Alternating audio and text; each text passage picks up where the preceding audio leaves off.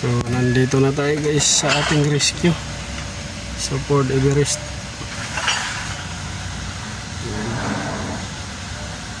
So check engine lang nakalight at saka yung park brake nya, pero ayaw mandar to. So yan yung i-resolve natin. So yan, susi lang natin yan.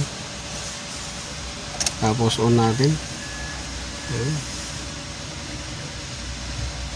So pinapa-charge muna natin yung battery, pati yung scanner natin na gagamitin para mapa-under natin to. So rescue to guys. So galing tayo ng Mindanao, rescue ng Maynila. So this is Autoboyson. Sundan nyo lang yung ating diary nito.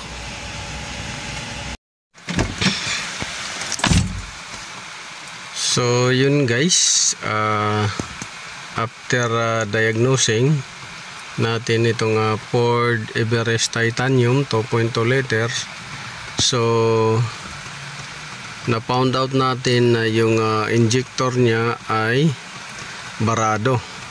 So walang fuel spray nang nangyari sa injector. So barado siya guys. Tapos yung camshaft ay tinanggal natin. So nandito yung mga aparato natin. So itong camshaft na to, pabalik-balik yung code. So camshaft sensor P0341 at saka P0340, P0341. So camshaft sensor signal invalid, camshaft sensor malfunction. So ito siya, bago na to guys na camshaft sensor, pero kadalasan nito guys pagka ganito ay minsan sa connector ang problema, maluwag. So nung sinalpak ko to, paghugot ko napakaluwag, parang walang sabit yung niya. So ang gagawin natin ay ipilipit lang natin konti yung niya, kasi hindi naman to genuine. Pilipit lang natin konti para sumikip doon sa niya. Tapos wala namang patid yung niya, wire, at chinik din natin kung nahila. So okay naman. So mostly yung ganung code ay dito lang in between itong socket, yung sinasalpak dito, at saka itong pin out ng camshaft sensor. So yun yung natin. Tapos ito kadalasan din maglalabas ng code sa camshaft yan guys. Pag halimbawa yung battery mo ay mahina, maglalabas din yan camshaft sensor P0341 at saka P0340. Tapos kung mahina din yung starter mo, ganun rin, maglalabas din yan P0341 at P0340. So yan yung kadalasan na mga parts na pinanggalingan ng ganung code. So battery mahina or weak dead battery.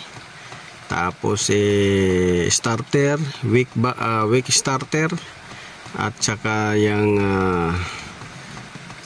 electrical wiring for connection ng camshaft. So yung tatlo na yan. So ito confirm na mahina yung battery. So mahina. Pangalawa, mahina din yung starter. So hindi natin na-confirm yun dahil mahina yung battery. So kailangan palitan muna ng battery para ma-confirm natin yung starter na mahina. Tapos yung camshaft, ating linisan ng pin out connector, tapos ipilipit lang natin konti, tabingi para sumikip sa socket. So yun yung Tapos pang-apat na na-found out natin maliban sa tatlo, battery, starter, at saka camshaft sensor is yung injector, fuel injector. Dahil barado, walang spray. So yun yung ano. So ngayon, ang gagawin natin guys is yung injector muna. Yung gagawin natin. Para magkaroon ng spray. At umandar man siya, bahala na siya na hard starting muna dahil weak yung battery. At saka yung starter, confirm natin. So injector muna tayo. So yun yung ano.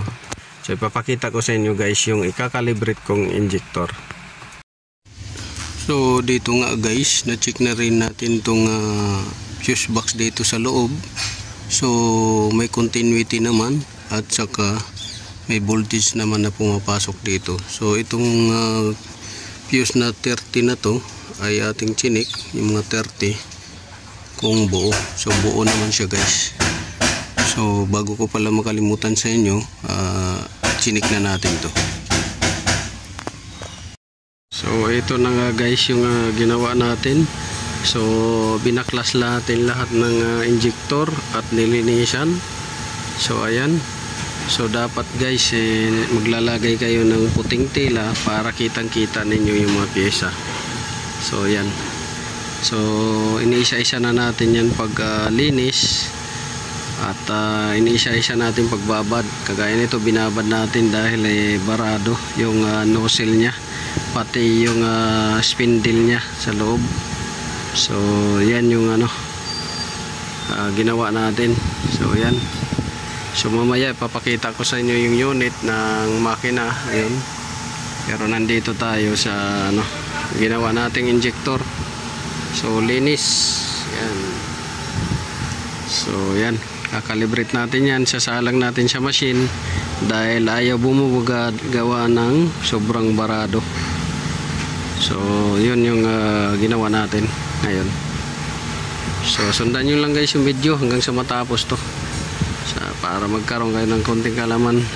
So ayaw mag fuel spray to, kaya ayaw mandar hanggang sa nasira na yung battery, nalubat, pati na yung computer pinalitan na nila at iba pang mga parts.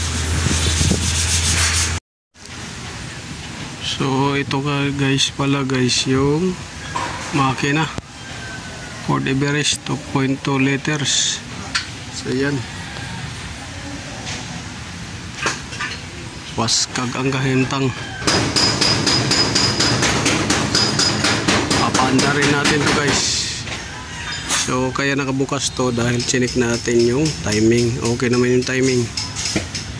Tapos yung mga injector, nakatanggal yung injector. Dito timing, chinik natin. Computer, tapos fuse box. Yan. So dati walang pressure to, ngayon may pressure niya pero ayaw bumuga, barado. So yun.